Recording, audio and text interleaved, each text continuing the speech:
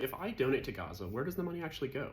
The best way for us to answer this question is to try to put ourselves in the shoes of someone who lives in Gaza. I want you to imagine that you live in Gaza City prior to October 7th, right here on the border with Israel. This is your dreaded commute to work where you go to your job as an accountant, drive a white Kia Pride, which is not much, but it's honest work. This is your living room. Your wife works too as a pharmacist, and your daughter, who just got home from swimming practice, is now playing City Skylines on the family computer. Then October 7th happens. You receive orders saying your house needs to be cleared out. So you start to evacuate Gaza City, as the Israelis told you. But before you can get out, your car is destroyed in a bombing. Another bomb goes off near your house, and your daughter is burned pretty bad. You suffer a head injury, but it's something you can't handle for the moment. You just have a terrible headache and your ears are ringing. But the important thing is to get your daughter to safety. You rush her into a local hospital where your doctors are suturing under iPhone flashlights and the hallways are flooded with injured.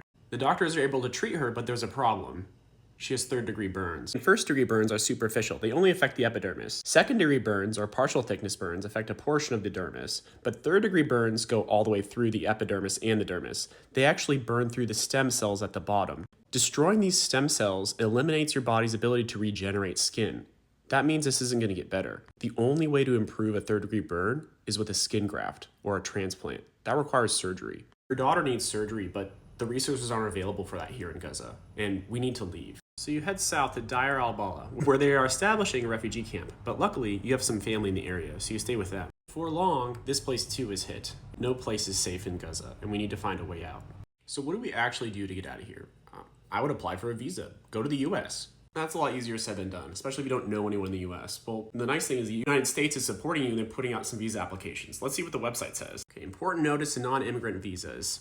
What? Choose a date 60 days in advance to apply for a permit, and then you might get a shuttle to the Israeli embassy? I can't wait 60 days. The bombing's happening right now.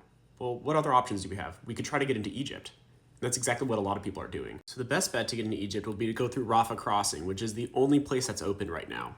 Well, there's been some whisperings around the camp. It turns out some Ya Halal tourism company is actually trying to shuttle passage across Rafah crossing. Let's go find out. So you go on this sketchy website and DM a guy, and it turns out they're charging $5,000 per person to go across Rafah. That is an extreme amount of money, but what other option do you have? That's the only way to get into Egypt. And that's also going to be the best way to get your daughter to surgery, who's recovering from her third-degree burns. And then what happens? Ceasefire talks were unsuccessful, and Israel starts to invade Rafah.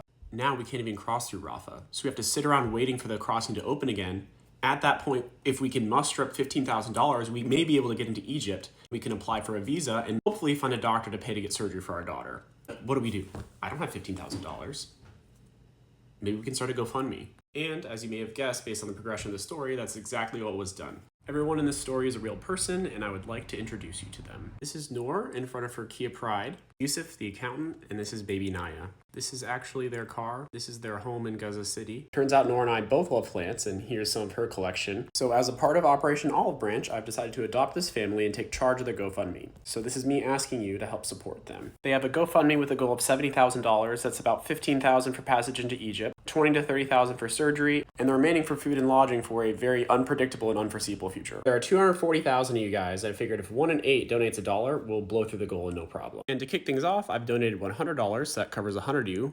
And Magnolia's donated $10 because she says money's tight right now. But we still appreciate the effort, Maggie.